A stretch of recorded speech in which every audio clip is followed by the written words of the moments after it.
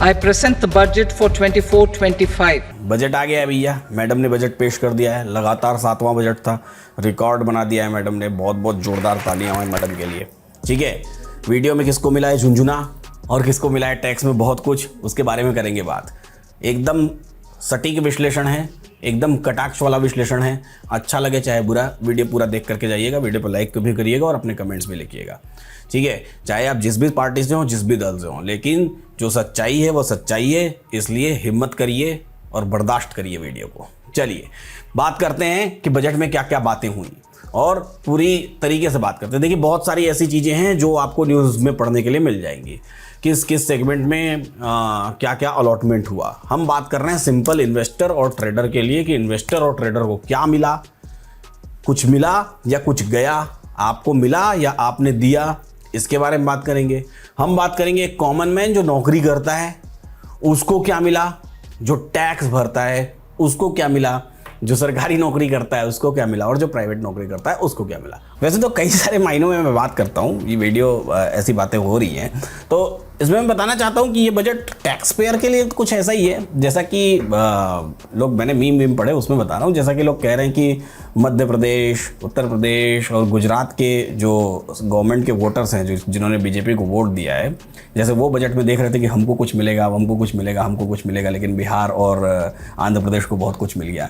वैसे ही ये बजट उन टैक्स पेयर्स के लिए भी वैसा ही है कि अब हमको कुछ मिलेगा, अब हमको कुछ मिलेगा, अब हमको कुछ मिलेगा। लेकिन टैक्स पेयर्स के लिए इस बजट में कुछ ऐसा नहीं है जिससे कि टैक्स पेयर इस बजट की खुशियां मना पाएं कि हाँ चलो इस बजट में हमारे लिए ये बेनिफिशियल है। और इन सब के बाद हम बात करेंगे कि सरकार को क्या मिला एक ट्रेडर और इन्वेस्टर की वजह से।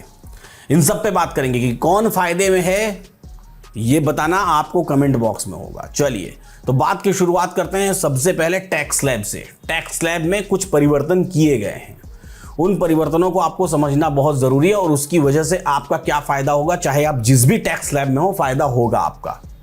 चाहे आप जिस भी टैक्स स्लैब में हो, चाहे आप 5% के टैक्स स्लैब में हो या फिर आप 30% के टैक्स स्लैब में हो, आपको फायदा होगा। कितने का होगा वो भी मैं कैलकुलेट करके बता देता हूं। ये देखिए मेरी स्क्रीन पर आपको दिखाई दे रहा है, क्या दिखाई दे रहा है, हमको हमारा टैक्स स्लैब दिखाई दे रहा है।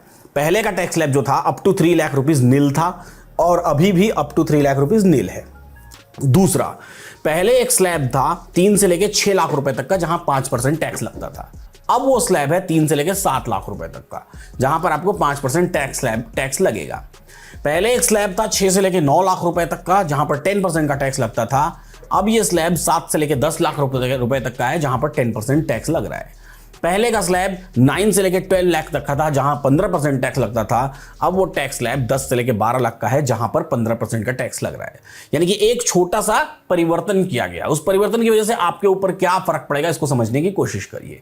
अगर सपोज करिए सारे डिडक्शंस की बात अभी मैं नहीं कर रहा हूं, सपोज करिए सिंपल आप 10 लाख रुपए अर्न कर रहे हैं, क्योंकि 10 लाख रुपए ही कॉमन है जहां पर वो चेंजेस हुए हैं।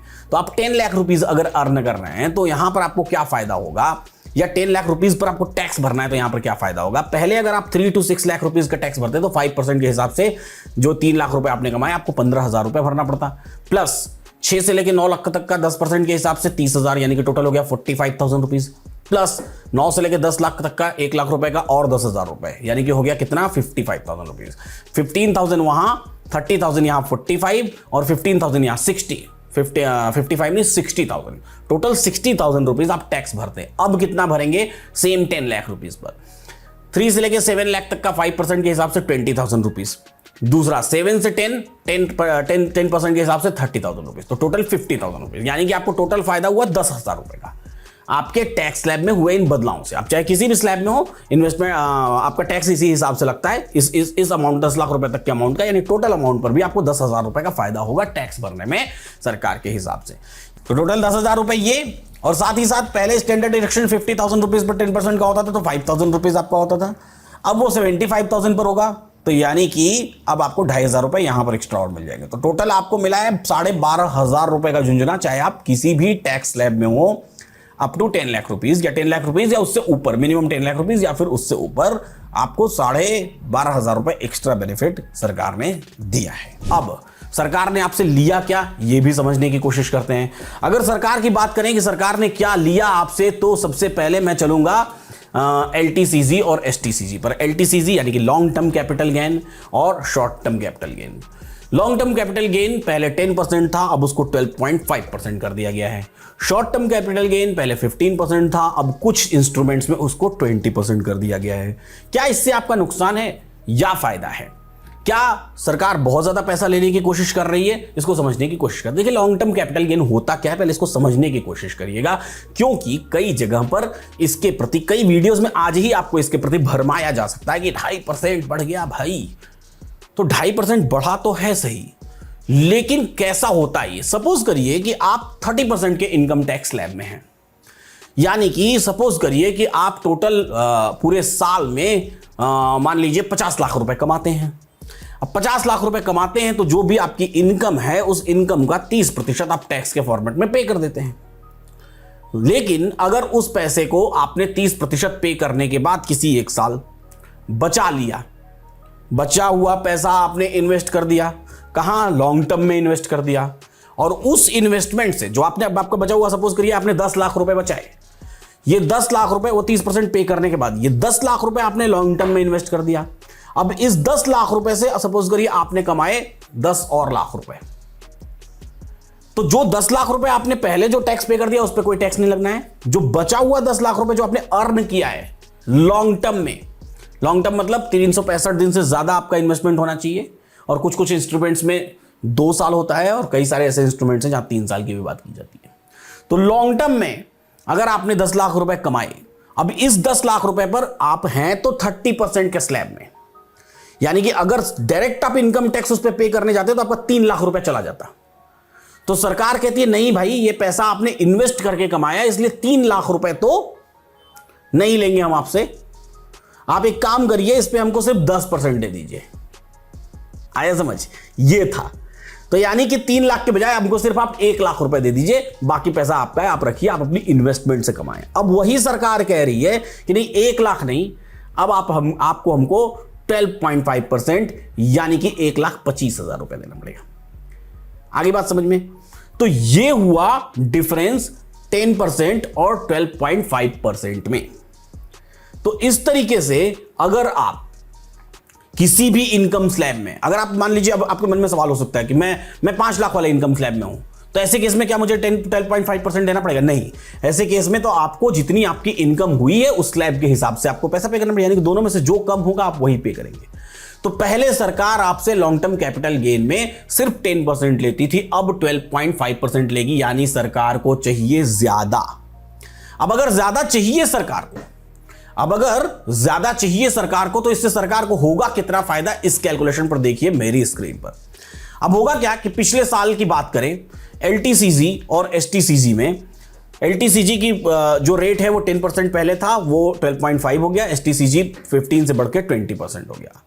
एफएनओ में ट्रेडिंग पर एसटीटी भी 0.01% से बढ़ा करके 0.02% कर दिया गया है, यानी कि डबल कर दिया गया है फ्यूचर में, और ऑप्शन में 0.1% कर दिया गया है। ठीक है, अब इससे सरकार को कैसे बेनिफिट होता है ये समझिएगा। अगर मैं 23-24 की बात करूं तो 2023-24 में गवर्नमेंट ने एलटीसीजी से लगभग 60,000 करोड़ रुपए जुटाए थे, 60,000 करोड़ रुपए एलटीसीजी से, यही लॉन्ग टर्म कैपिटल गेन से। अब टैक्स रेट उस समय 10% था, तो टोटल गवर्नमेंट का इनकम था कितना? टोटल गवर्नमेंट का इनकम 6,000 करोड़ रुपए था। अब मान लीजिए गवर्नमेंट फिर से 60,000 करोड़ रुपए जुटाती है, अब 12.5% हो गया, यानी गवर्नमेंट को अब कितना मिलेगा? 75,000 करोड़ रुपए, तो टोटल 15,000 करोड़ रुपए एक्स्ट्रा सरकार कमा ले जाएगी आप पे 2.5% टैक्स बढ़ाने से। दूसरी बात चलते हैं एसटीसीजी पर। एसटीसीजी की बात करें तो एसटीसीजी में गवर्नमेंट ने लास्ट ईयर 23-24 में लगभग 30,000 करोड़ रुपीस कमाए थे, 30,000 करोड़ रुपए। अब बात करें कि गवर्नमेंट ने इसको बढ़ा के 15% से 20% कर दिया, तो सपोज करिए फिर से 30,000 करोड़ रुपीस गवर्नमेंट कमाती है, तो इस बार गवर्नमेंट 4,500 करोड़ की 6,000 करोड़ रुपए कमा लेगी। तो यानी कि गवर्नमेंट ने यहां भी अपनी कमाई बढ़ा दी। अच्छा, आपकी कमाई घट गई, गवर्नमेंट की कमाई बढ़ गई। आपकी कमाई उतनी है, आपके टैक्स के कारण गवर्नमेंट की कमाई बढ़ गई। अब आते हैं एफएनओ ट्रेडिंग पर एसटीटी के बारे में। एफएनओ ट्रेडिंग पर एसटीटी के हिसाब से गवर्नमेंट को कितनी कमाई बढ़ेगी ये भी समझने की कोशिश करते हैं। 2023-24 में एफएनओ में 10,000 करोड़ रुपीस लगभग गवर्नमेंट ने एसटीटी से कमाए थे। अब एसटीटी की दर थी उस समय 0.01% और ट्रेडिंग वॉल्यूम लगभग 1 लाख करोड़। तो नई दर है 0.02% और ट्रेडिंग वॉल्यूम अगर 1 लाख करोड़ रही भी तो गवर्नमेंट को ठीक ठीक डबल का मुनाफा, इनकम सीधा हो गई डबल सिक्योरिटी ट्रांजैक्शन टैक्स में, एक बार में वन शॉट डबल। आपकी सैलरी वैसे एक साल में कितनी बढ़ती है? 5%, 10%, 15%? वो आप कमेंट बॉक्स में लिखिएगा। अच्छा, तो अब बात करते हैं इन सब के कंक्लूजन के बारे में। तो कंक्लूजन ये रहा कि भाई आप जो पैसा अपनी मेहनत की कमाई से कमाएंगे उसको आप मार्केट में इन्वेस्ट करेंगे, मार्केट में इन्वेस्ट करके उस पैसे से आप पैसा कमाएंगे। उस पैसे पर जो पहले आप टैक्स देते थे वो टैक्स अब सरकार को कम लग रहा था, इसलिए सरकार ने उस टैक्स को बढ़ा दिया, यानी कि टैक्स पेयर को अब ज्यादा टैक्स पे करना पड़ेगा।